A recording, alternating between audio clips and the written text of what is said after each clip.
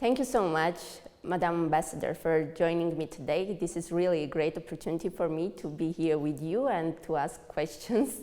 So we are going to talk together about EU4Digital, and I have some questions prepared for you. So support for resilient digital transformation is one of the priorities for European Commission, and it is highlighted in Eastern Partnership program. And I want to know what are the main actions and what are the main programs that are under this umbrella. Well, I concentrate on Armenia because this is, I think, the country of interest. Yes, you are totally right. Digitalization is one of the new priorities. And I would even say that the situation we are in, the COVID situation with lockdowns in many of our countries, showed us that it is even more important, yeah? So what we are doing, we are working together with the government to really install a lot of e-portals.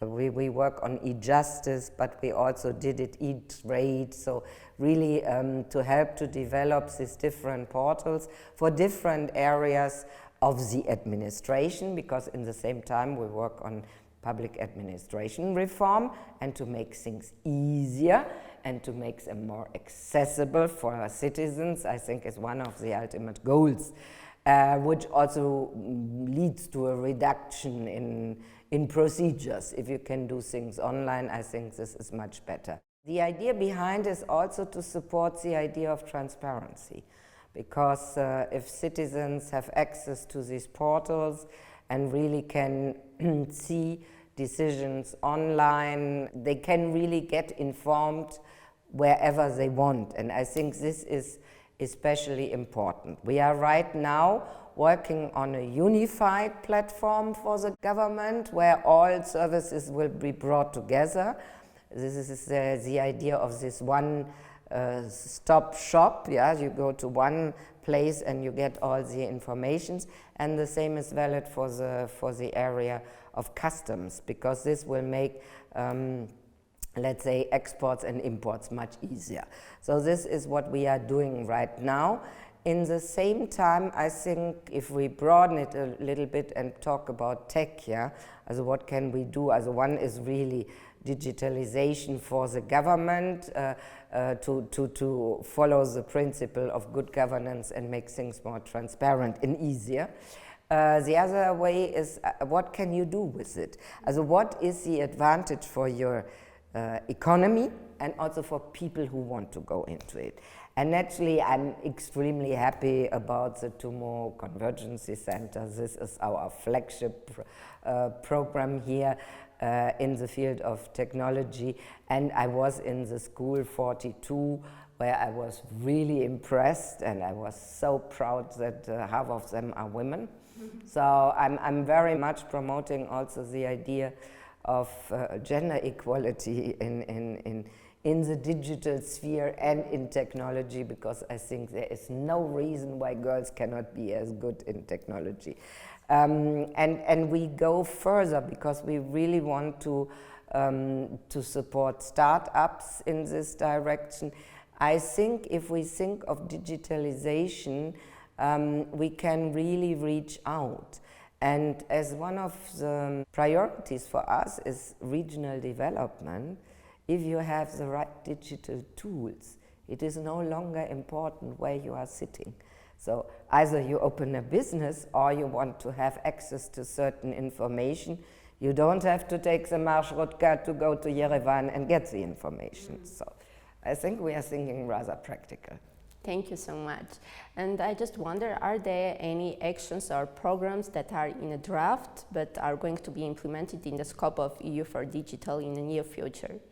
Well, we have quite a big program already, because we are working together with Deputy Prime Minister Abrahamyan on this. It will definitely more to come in different areas under different angles. For this year, let's say our overall direction is recovery and reforms, or reforms and recovery, however you want to put it. So the digital is in it. It means we will continue, and right now we are in a process to discuss the common priorities for us and for the Armenian side for the next 7 years. And there you have a lot of digital in it.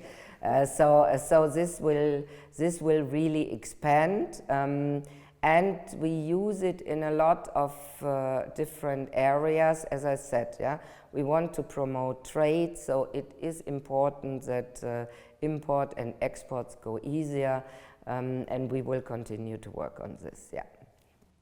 Thank you. And last but not least, I would like to know, I'm pretty sure that there are a lot of successful stories in Armenia in the scope of this program. And is there any, just one or two examples that you would like to mention that they are the best ones or the most successful? I would say, you see, there are so many young people who have bright ideas and who really, let's say, in my age, it's a little bit more difficult to get adjusted to the situation, yeah? But what I really see, there was this Tech Boost Startup Week, which started last weekend, which really wants to support young people. I see certain examples, for example, in the field of tourism.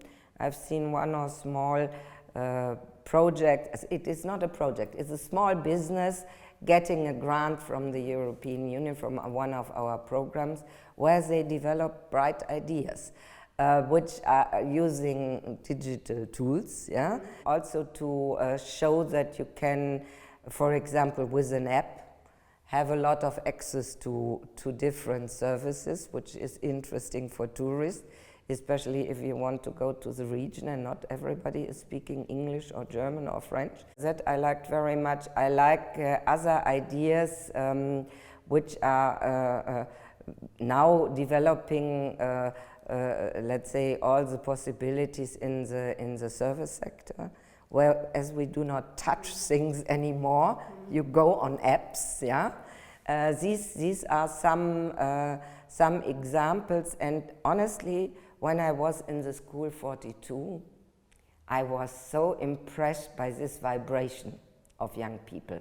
And to have this opportunity, and what I find is really great, it is a peer-to-peer learning. It is no longer that you have a teacher in front of you who tells you and you get asleep in the background.